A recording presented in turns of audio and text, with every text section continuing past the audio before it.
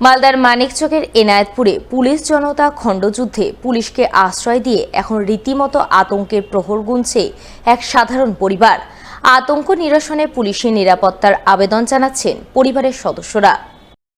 উল্লেখ্য, বৃহস্পতিবার বিদ্যুতের দাবিতে চলা পথ অবরোধ তোলাকে কেন্দ্র করে মালদার মানিকচকের এনায়েতপুরে ধুন্ধুমার কাণ্ড ঘটে যায়।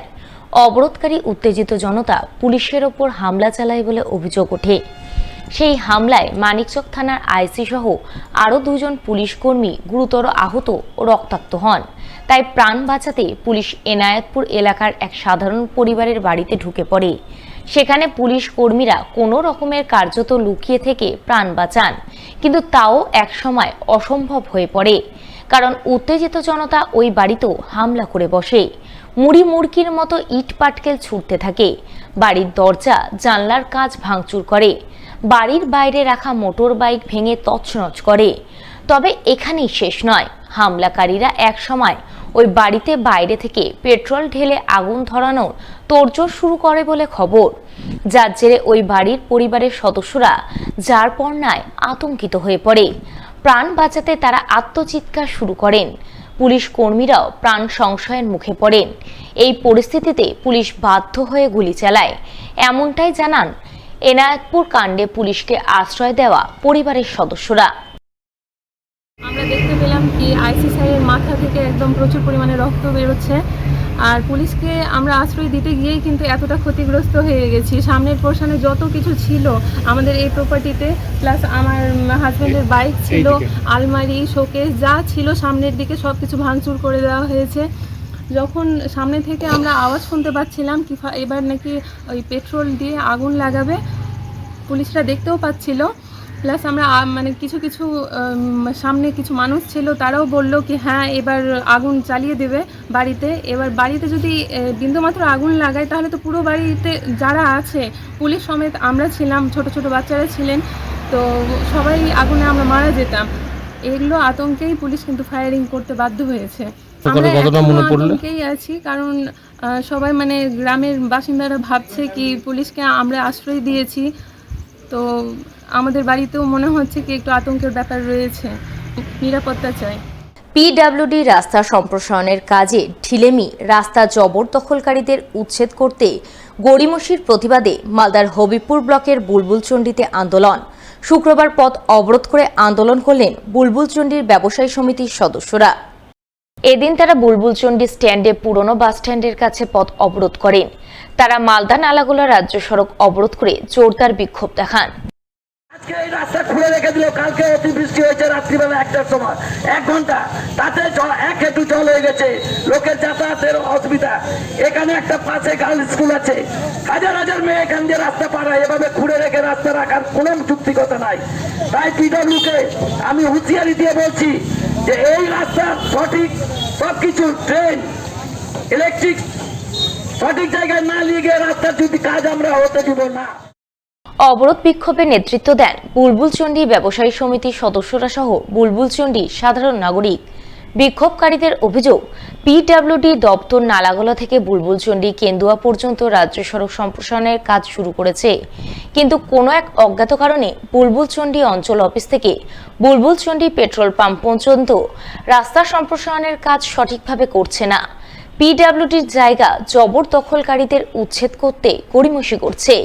এছাড়াও রাস্তা সম্প্রসারণের কাজের আগে তারা ড্রেন ও পানীয় জলের কাজের দাবি জানিয়েছিলেন, কিন্তু সেই কাজ না করেই ঢিমে তালে রাস্তা সম্প্রসারণের কাজ করছে। এর প্রতিবাদেই তারা আন্দোলনে নেমেছেন, পথ অবরোধ করতে বাধ্য হচ্ছেন।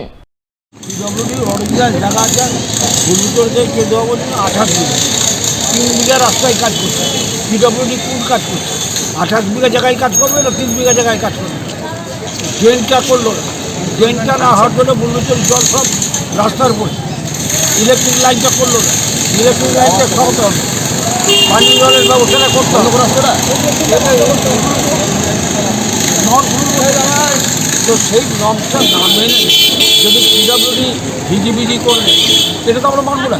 আমরা জানি যে পিডব্লিউডির জায়গা কোথা থেকে, মূল দাবি 28 বিঘা জায়গা রিকভার করে তার রাস্তা, ড্রেন আর বিদ্যুৎ পানীয় জলের ব্যবস্থা করে সঠিক জায়গায় দিয়েছে। যদিও পরে হবিপুর ব্লকের বিডিও অংশুমান দত্তের আশ্বাসে ব্যবসায়ী সমিতির সদস্যরা অবরোধ তুলে নেন বলে জানা গেছে। 21শে জুলাই দলের শহীদ সমাবেশে অংশ নিতে মালদা থেকে দলে দলে তৃণমূল নেতাকর্মীরাও রওনা দিতে শুরু করলেন কলকাতার উদ্দেশ্যে। বৃহস্পতিবার সন্ধ্যায় তৃণমূল নেতাকর্মীদের কলকাতার উদ্দেশ্যে রওনা দেওয়ার ছবি নজরে এলো মালদার হরিশ্চন্দ্রপুর স্টেশনে। জেলা তৃণমূলের সাধারণ সম্পাদক বুলবুল খানের নেতৃত্বে এদিন বহু তৃণমূল কর্মী সমর্থক হাটে বাজারে এক্সপ্রেস ট্রেন ধরে কলকাতার উদ্দেশ্যে যাত্রা করেন। যাত্রার প্রাককালে তারা হরিশ্চন্দ্রপুর স্টেশনে মিছিল করে দলের শহীদ সমাবেশে দলে দলে সাধারণ মানুষকে যোগ দেওয়ার আবেদন জানান।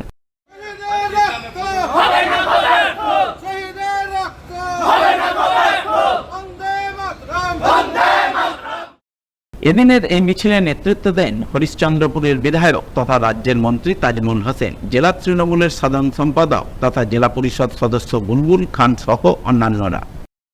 আজকে আমরা শহীদ দিবস, প্রতিবারের মতো হরিশ্চন্দ্রপুর থেকে আমরা সব ট্রেনেই আমরা যাই কলকাতা।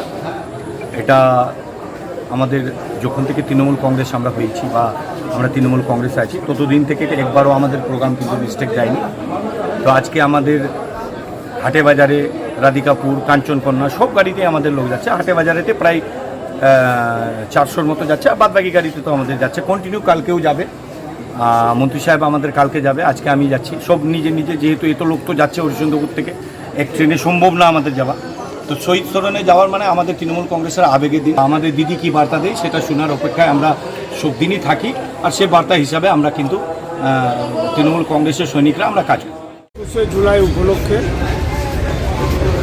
দিদির ডাকে আমরা হরিশ্চন্দ্রপুর থেকে আমরা ধর্মতলা যাওয়ার জন্য দেবাজারের ট্রেনে এবং রাধিকাপুর ট্রেনে আমরা এখানে হরিশ্চন্দ্রপুর থেকে 100 কর্মী আমরা দিদির ডাকে আমরা ধর্মতলা যাচ্ছি। বুলবুল খান মশাই উপস্থিত আছেন, উনি প্রায় 500 লোক নিয়ে যাচ্ছেন।